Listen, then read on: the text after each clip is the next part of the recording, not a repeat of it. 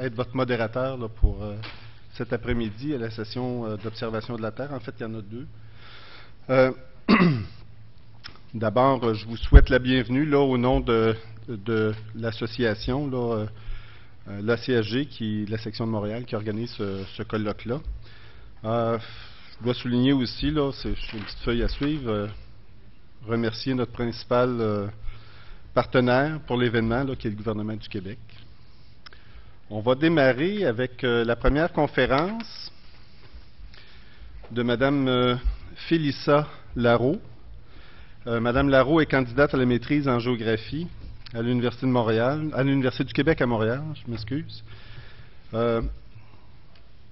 Et aussi candidate en maîtrise au département de géographie de l'UQAM avec le directeur Yves Baudouin, qui est ici aussi. Donc, la conférence de Mme Larreau, c'est écrit petit, porte sur la cartographie de la vulnérabilité thermique des communautés montréalaises. La parole est à vous. Merci. Bonjour tout le monde. Alors, merci d'être venu m'écouter aujourd'hui. J'espère que je vais mériter votre intérêt. Alors, je m'appelle Félissa Larreau, comme on vient de me présenter. Je vous présente le projet que j'ai fait dans le cadre de ma maîtrise en géographie, dirigée par Yves Baudouin à l'UQAM. Je prends le temps de mentionner que c'est un projet de recherche qui a été fait aussi en collaboration avec le Centre de sécurité civile de Montréal. Quand je les ai approchés, en fait, avec ma méthodologie, ils ont trouvé ça que c'est une expertise qui répondait tellement à leurs besoins que finalement, ils m'ont engagé sur le champ pratiquement. Alors, j'ai deux chapeaux. Ça a été en collaboration, mais on collabore très bien, moi et moi, ensemble. Je n'ai pas trop de conflit de personnalité, ça va. Donc, sans plus tarder, je vous présente un plan rapide là, qui est très standard dans les présentations de projets de recherche. Le contexte, rapidement. Bon, les îlots de chaleur, on en parle depuis plusieurs années, mais étonnamment, c'est encore très d'actualité. C'est un sujet chaud. Cet été, j'ai sorti quelques articles sur la canicule qu'on a eue. Ça fait 2 étés successifs qu'on a des canicules à Montréal qui même demandent d'intervenir au niveau de la santé et puis de la sécurité civile. Donc, c'est des sujets qui risquent de revenir dans les prochaines années avec le contexte du changement climatique. Donc, on commence à bien connaître les îlots de chaleur, les mécanismes de formation. Ça, c'est un sujet de recherche qui se voulait plus être vraiment dans l'opérationnalité. Là, je vais vous en parler avec mon objectif. Voilà.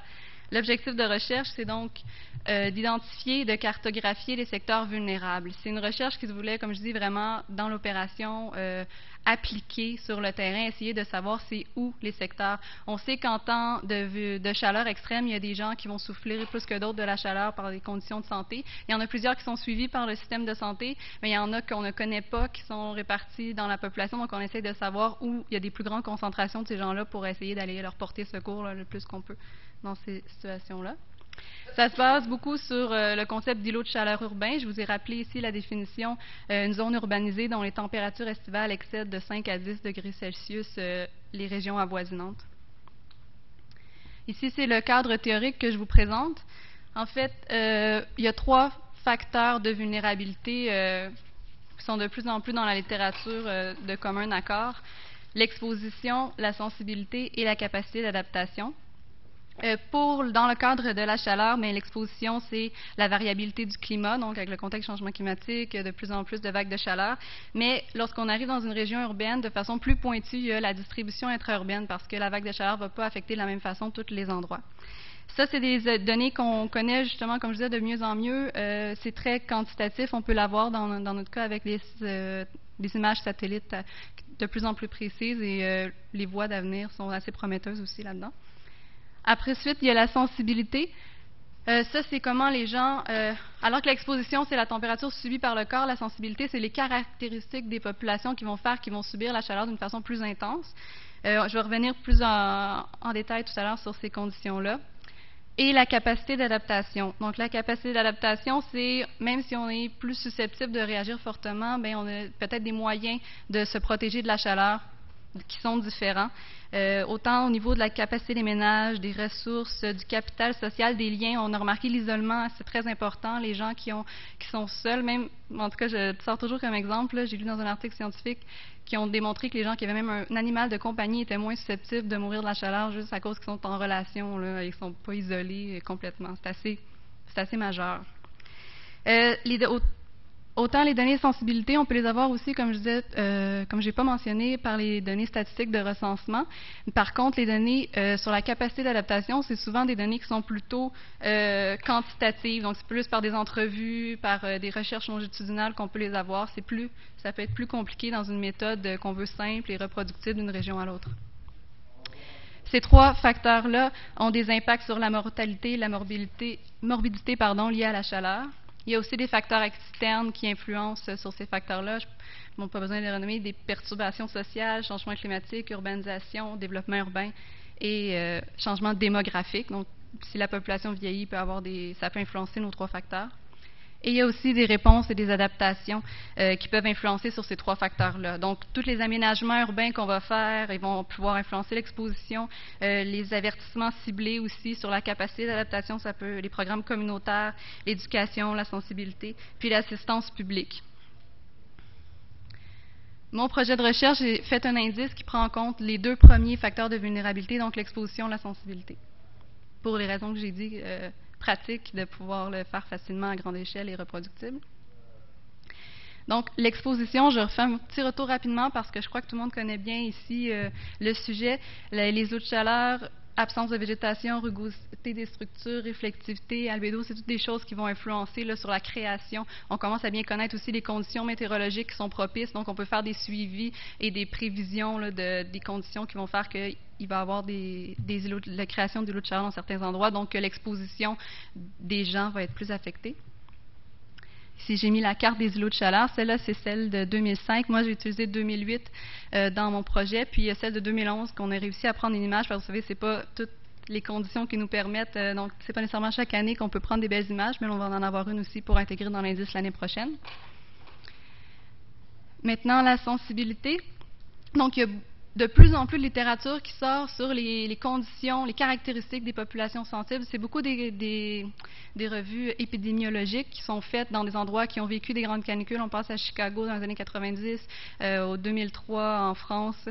Alors, ils ont remarqué que les caractéristiques des gens qui étaient le plus touchés, c'était les personnes âgées, les enfants, personnes à faible revenu, faible niveau d'éducation, les personnes vivant seules et séparées, comme je vous ai déjà parlé, et aussi tout un volet vraiment plus des conditions de santé qui peuvent affecter les populations, les problèmes cardiaques. On sait que souvent, quand il fait chaud, c'est la réaction normale du corps, ça va être d'envoyer le sang le plus possible aux extrémités, donc ça demande une capacité très forte au cœur. S'il y a des faiblesses, mais c'est souvent ces gens-là qui vont souffrir. D'ailleurs, le rapport qui est sorti l'année dernière sur les canicules, il y avait 50% des 106 personnes qui étaient mortes dues à la chaleur à Montréal qui étaient des personnes qui étaient liées à des problèmes cardiaques. Donc, c'est vraiment majeur.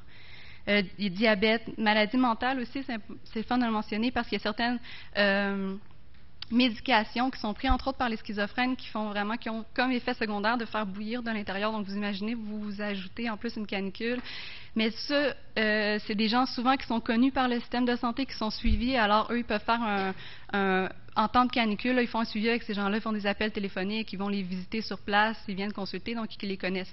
Le défi, c'est vraiment d'avoir la première catégorie que là, c'est pas nécessairement des personnes qui sont connues, qui sont suivies par le système de santé qu'on veut avoir. Donc, pour pouvoir le suivre, on fait des indices. Alors, j'ai enlevé les caractéristiques de sensibilité puis l'âge des populations parce que mon objectif, c'était de prendre des outils qui étaient déjà bien développés. Puis j'ai décidé de prendre l'indice de défavorisation matérielle et sociale de Pampalon qui est utilisé, qui est bien connu par le système de santé, puis qui prend en compte les faibles revenus, faible niveau d'éducation, personnes vivant seules et séparées, et aussi emploi, famille monoparentale, divorcés et veufs, mais on voit que c'est d'autres facettes de l'isolation puis de la défavorisation. Donc, il regroupe ça en deux facteurs.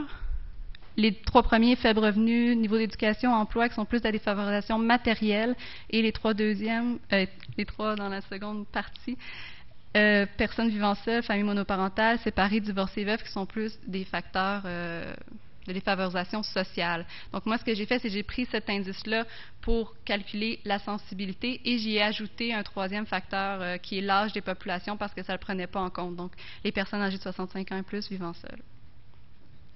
Dans la littérature, il y a plusieurs... c'est tout nouveau d'essayer de croiser des données environnementales et sociales, bien tout nouveau, quand même récent dans la littérature, puis j'en ai sorti des majeurs, là. Reed et Hall qui ont fait un indice similaire, mais avec des caractéristiques démographiques, des variables contenant l'air climatisé. Ça, souvent, pour savoir s'il y a de l'air climatisé ou pas dans les maisons, on peut prendre, par exemple, des relevés électriques. Donc, par rapport à l'énergie consommée, on peut avoir des idées de ça. Ce n'est pas des données qu'on a encore en ce moment, mais c'est une voie à explorer. La présence de végétation par des images satellites, la prévalence de diabétiques. Donc, l'accès aux données est aussi majeur là, pour avoir une étude plus pointue. Puis, ce qu'ils ont trouvé, c'était des secteurs de recensement, leur unité géographique, donc c'était quand même assez grand. Puis, ils ont fait l'analyse pour l'ensemble des États-Unis. Et ce qu'ils ont trouvé, c'est que c'est vraiment dans les centres-villes que les gens étaient le plus vulnérables. Alors, leur conclusion, c'est un peu de faire des analyses plus poussées, et particulièrement dans le nord-est de l'Amérique. Donc, Montréal était dans les zones vulnérables quand même. Et on dit que ça serait intéressant de faire des études plus poussées pour savoir, là, au niveau plus micro dans la ville, qu'est-ce qui se passe. Ensuite, il y a Vescovi et Hall d'Ouranos à Montréal qui ont fait une étude qui a démontré aussi un peu le même indice, mais avec des stations météorologiques au lieu d'une image satellite. Puis eux, c'était vraiment pour démontrer plus des prévisions à long terme. Et malheureusement, en ce moment, c'est Montréal qui est la plus vulnérable. Puis ça va s'étendre à pas mal l'ensemble du sud du Québec dans les 35 prochaines années. Donc, c'est une problématique qui n'est pas prête de partir. Alors, c'est d'autant plus important de bien connaître notre milieu. Geneviève Lachance, que je mentionne aussi, qui est une étudiante qui m'a précédée à l'UQAM sur les îlots de chaleur, qui a fait un peu le débroussaillage en étudiant les relations entre le tissu urbain et l'intensité thermique. Son étude n'a pas pu permettre de dégager vraiment des relations solides entre les deux. Mais moi, ce que je tentais de faire, c'était au lieu d'essayer de voir s'il y avait une relation entre les deux, de cibler vraiment les endroits où les deux se combinaient.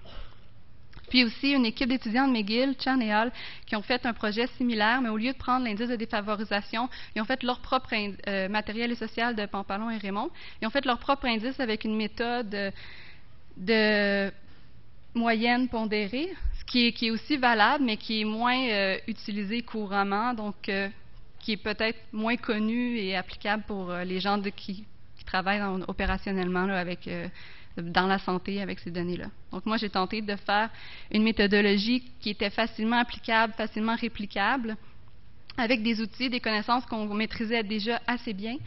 Donc, l'image thermique que j'ai pris, développée par les gens de l'UQAM, l'indice de défavorisation matérielle et sociale utilisé par l'Agence de la santé, et j'ai ajouté une couche là, des personnes âgées de 65 ans et plus vivant seules, parce que c'est vraiment ces populations-là qui sont ciblées et qui étaient absentes dans mon indice. De la façon dont j'ai calculé mes indicateurs, en fait, la température au sol, il y a des algorithmes qui ont été faits pour extraire des images, les températures, ensuite pour ajuster avec les conditions atmosphériques. Puis j'ai choisi de prendre comme seuil, parce que les seuils, c'est déterminé toujours un peu selon les ressources qu'on a, les connaissances qu'on a. Puis moi, j'ai pris 5 degrés supérieur à la moyenne de l'image.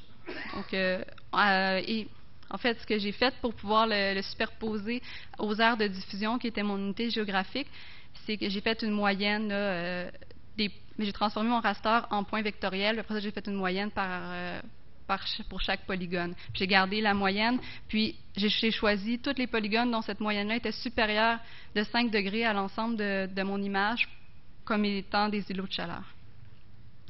Ensuite, pour l'indice de défavorisation matérielle et sociale, eux, ils divisent déjà en quintiles pour les deux facteurs, matériel et social. Moi, j'ai conservé dans les polygones vulnérables seulement les quintiles 5 et 5 et 4 et 5, d'un bord ou de l'autre, comme seuil que j'ai choisi. Pour les personnes âgées de 65 ans et plus vivant seules, j'ai gardé la même méthodologie des quintiles et j'ai pris le quintile supérieur, donc le pourcentage des polygones où il y avait le plus grand nombre de personnes âgées de 65 ans et plus vivant seules. La façon dont j'ai combiné les données par la suite, en fait, je ne les ai pas combinées statistiquement. J'ai pris mes 3 catégories de polygones, puis les secteurs au milieu où les polygones qui combinaient les 3 caractéristiques, c'est devenu les secteurs priorité 1. Et les secteurs qui combinaient la défavorisation et un grand pourcentage de personnes âgées de 65 ans et plus vivant seules est devenu priorité 2. Ça a été un choix qui a été fait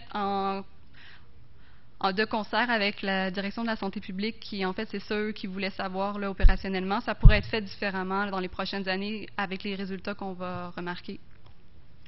Puis, ce qui est le fun aussi, c'est que ça nous fait 2 niveaux pour l'intervention. Donc, si tout de suite, quand il y a une canicule qui arrive, on peut aller d'abord dans les endroits de priorité 1, et puis ensuite, si on voit que ça s'éternise, mais on peut concentrer nos ressources, décider de ressortir, faire les priorités 2. Je vous montre la carte résultante. Comme vous voyez, c'est une approche qui est très, très chirurgicale pour l'instant. C'est pas beaucoup de portes, mais c'est ça un peu qu'on m'avait demandé aussi de faire parce que nos moyens en temps de canicule sont pas si grands que ça pour aller cogner à toutes les portes des Montréalais. Puis, je vous laisse la regarder un peu. Là. Il y a les secteurs en rouge. On en voit certains dans le nord, Montréal-Nord, Villeray-Saint-Michel, Saint-Léonard. Il n'y en a aucune vulnérabilité 1 dans Mercier, Hochelaga, Maisonneuve. Ça, c'était surprenant. On ne s'attendait pas nécessairement à ça. Puis les pompiers et les policiers qui sont allés sur le terrain aussi se sont posés des questions. Souvent, c'est parce que soit les îlots de chaleur n'étaient pas dans la même place que les gens défavorisés, mais parce qu'il y avait beaucoup de priorité 2, ou sinon parce que nos images satellites ne permettaient pas là, de dégager vraiment de façon précise les lieux des îlots de chaleur. Donc, ça pourrait être corrigé à l'avenir avec des nouvelles technologies. Ici, j'ai sorti une carte parce qu'eux, ils aiment ça savoir le nombre par arrondissement pour échanger des ressources. Alors, on voit où sont les points en rouge, c'est où il y a la quantité de portes, dans le fond, le nombre de logements où on va cogner. Rouge, priorité 1, donc qui combine les 3 facteurs, et orange, priorité 2. Le nombre de portes total que ça donnait, c'est 12 550 portes de priorité 1, 43 000 de priorité 2, donc ça fait quand même beaucoup de portes où aller cogner. Puis comme je disais, si on change les seuils, on peut encore aller chercher une plus grande proportion de personnes dans le besoin, pour un total de 55 000 portes. Ensuite, ce que j'ai fait donc, pour vraiment produire des outils terrain pour ceux qui allaient aller cogner aux portes, j'ai découpé tous ces secteurs-là pour faire des cartes plus précises avec des orthophotos et puis pour chacun des secteurs. On voit par exemple, je vais vous montrer la carte que j'ai faite pour ces secteurs-là dans le centre-sud. Donc, j'ai inscrit les deux types de secteurs. C'était facile pour les gens de terrain d'aller voir sur le terrain puis de savoir exactement les secteurs qu'ils devaient visiter. Puis j'ai sorti également avec le rôle d'évaluation des listes d'adresses. En plus, ils pouvaient cocher à chaque adresse s'il y avait une intervention qui avait été prise, si la personne était absente ou pas, puis pouvoir faire un suivi. Donc, en discussion, les outils résultants ont été utilisés cet été lors de la canicule. Très rapidement, les cartes ont été produites, puis les gens de terrain ont vraiment apprécié cet outil-là. C'est le fun. Souvent, il y a des connaissances qui sont produites, mais on n'a pas le transfert vers les gens qui les utilisent, ces connaissances-là. Puis, j'ai dit ici, plus de 8 000 portes ont été visitées cet été en une journée, alors que l'année d'avant, de façon sans savoir cet outil-là, il avait fait 5 000 portes en 5 jours. Donc, on voit que ça a vraiment augmenté l'efficacité des gens de terrain. Ils ont beaucoup apprécié cet outil appliqué là. Puis, il y a aussi les gens de la santé qui nous ont fait des commentaires positifs comme quoi les quartiers qu'eux ciblent où il y a beaucoup de populations vulnérables, bien, c'est des quartiers qui ont été visités aussi par cet indice-là. Donc, on a vraiment réussi à cibler des endroits vulnérables. Puis ça aussi, ce qu'on a entendu, c'est que c'est un impact important sur le public. Parce que même si les gens ne viennent pas cogner directement à leur porte, ils voient dans les médias que cette opération-là, donc ça leur dit à eux-mêmes « Oh, c'est important, il faut que je me protège », donc ils prennent des mesures d'autoprotection supplémentaires. Il y a cependant des limites et des défis à cet outil. Entre autres, l'inclusion de la connaissance terrain. Quand tu donnes un polygone qui est fait sur une moyenne statistique des gens, puis que le policier dit « Oui, mais de l'autre côté de la rue aussi, les gens sont vulnérables. » Il a tout à fait raison. Des fois, il faut faire des méthodes qui sont reproductibles et qui sont solides, mais ça serait tout un défi, puis ça serait vraiment intéressant d'inclure la connaissance des gens qui sont sur le terrain puis qui savent où sont les populations sensibles. Ils ne sont pas encore rendus là, ils ne prennent pas beaucoup de notes sur ce qu'ils font, mais dans un avenir, ça serait une voie intéressante. Aussi, l'inclusion de la capacité d'adaptation. Ça, c'était un deuxième volet que j'aimerais éventuellement réaliser à mon projet, faire que les gens s'auto-évaluent eux-mêmes sur leur capacité. Donc, en même temps, ils reconnaissent c'est quoi leurs défis, c'est quoi leurs forces, c'est vers quoi il faut travailler, puis ils n'ont pas le sentiment de se faire étiqueter, mais bien de pouvoir déterminer eux-mêmes de leur capacité. Puis en même temps, ça les fait se rencontrer, donc ça diminue l'isolement plutôt. Et la disponibilité, la récurrence et le raffinement des données. Je n'ai pas besoin de dire que les données de recensement, on est tous impatients de savoir sous quelle forme et quelle qualité ils vont nous être livrés. Et l'utilisation de données aéroportées, donc qui est une voie que l'on envisage pour avoir vraiment... Là, les images satellites, je crois que c'est 60 mètres, la résolution qui est rééchantillonnée à 30, mais ici, on aurait une résolution de 5 mètres. Puis d'ailleurs, il y a des corrections qui ont récemment par Aruna qui ont été faites qui font ressortir plus d'îlots de chaleur dans le centre-ville et dans Hochelaga, Maisonneuve, une fois qu'on a enlevé le smog. Donc, des méthodes de correction atmosphérique plus efficaces qui pourraient déjà nous amener une meilleure précision pour aller dans les endroits visés. En conclusion, la cartographie facilite l'intervention lors de périodes de canicule. Je pense que vous l'avez compris. Elle identifie les secteurs à prioriser aussi lors des efforts de mitigation et de prévention, parce que si on commence à sortir, puis à chaque année, c'est quand même beaucoup de ressources, c'est beaucoup de financièrement aussi, c'est important. Donc, on peut peut-être commencer à penser à faire plus de prévention, puis diminuer l'impact des îlots de chaleur. On les connaît bien, on sait c'est quoi les moyens de prévention. Alors, ça serait une voie à conserver. Et je voulais vous dire que j'ai préparé un petit résumé que j'ai disposé à l'arrière, près de la porte sur la table noire. Donc, vous pouvez en prendre un en sortant si vous voulez avoir un résumé de mon article, puis de la méthodologie particulièrement. Je voulais remercier aussi tous les gens qui ont travaillé avant moi sur le sujet, parce que moi, j'utilise la fine pointe au niveau des îlots de chaleur, au niveau de la défavorisation, puis je les mets ensemble, mais j'ai peu de crédit, là, parce que il y a tous ces gens-là qui ont fait la démarche avant moi. Mon directeur de maîtrise, Yves Baudouin, qui m'a beaucoup appuyé. Le Centre de sécurité civile aussi, qui m'a permis de porter ce projet-là dans une ampleur que j'aurais pas pu imaginer avant. Et aussi la société... Ça perd les papettes, j'ai... canadienne d'hypothèque et de logement qui a financé mon projet. Alors, merci beaucoup de votre attention. Si vous avez des questions, je suis disponible. Et un petit peu de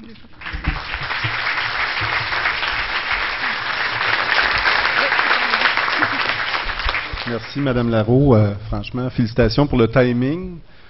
C'est beaucoup dans ces présentations-là. Puis aussi pour la qualité de la recherche. Là, je pense que c'est quelque chose de très intéressant de voir que c'est très appliqué. Là, la télédétection a déjà volé très haut. Là, on est au ras des pâquerettes, c'est bien. Il y a de l'utilité à tout ce que vous faites.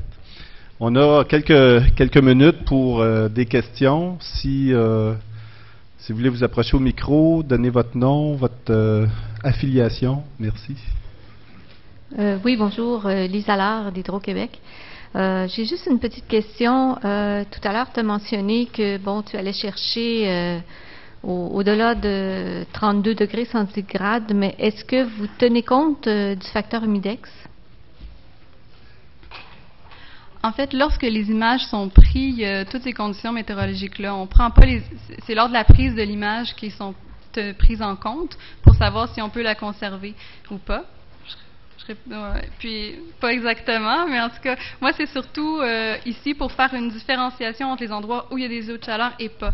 Par contre, lorsqu'on passe en mode intervention, là, c'est pas le même suivi. Là. C'est en fait, ils regardent l'humidex, le nombre de jours où la température est supérieure à 33 degrés Celsius et où la nuit ne descend pas en bas de 20 pour dire, OK, on intervient. Moi, sur mon outil, c'est vraiment l'image que j'utilise. C'est une différence de 5 degrés entre la moyenne de l'image, mais qui n'est pas nécessairement représentative de celle qui fait sur le terrain. Mais peut-être que Yves peut répondre plus précisément.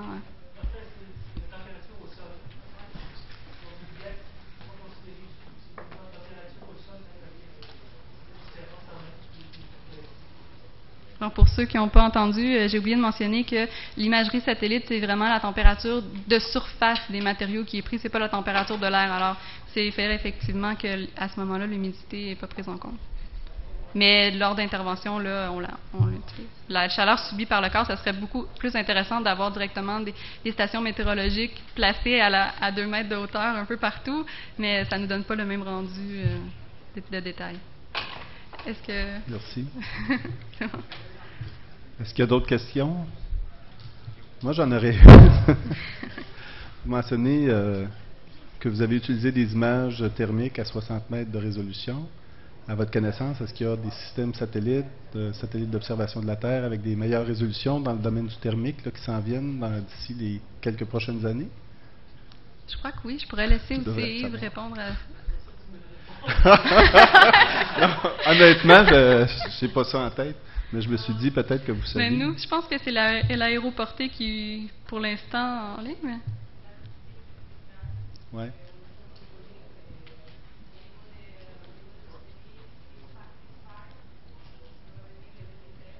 « 2013, c'est vite. »